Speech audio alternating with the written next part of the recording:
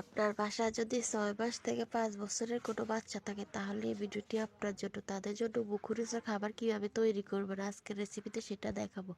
এখানে আমি কিছু পেঁয়াজ, আলু, টমেটো, কাঁচামরিচ এবং গাজর, সিম কেটে নিলাম।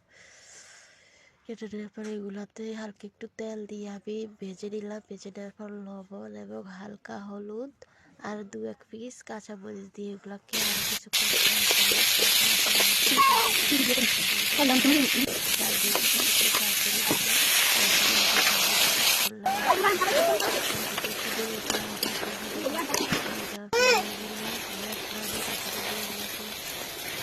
ঘুটে দিব। তারপর পেস্তা করে রাখলাম, পেস্তাতে এগুলো দিয়ে দিলাম। দিয়ে দেওয়ার একটু নেড়ে চেড়ে খুবই সুন্দর হয়েছে। এই খাবারটা আপনি আপনার বাচ্চাকে খাওয়ালে দেখবেন অনায়াসে খেতে চাইবে। যে বাচ্চা কোনো খাওয়ার মুখে দিতে চায় না সেও এই খাবারগুলো, যাদের বাচ্চা কোনো খাওয়ার মুখে দিতে চায় না তাদের জন্য এই খিচুড়িটা করবেন, দেখবেন সে খুব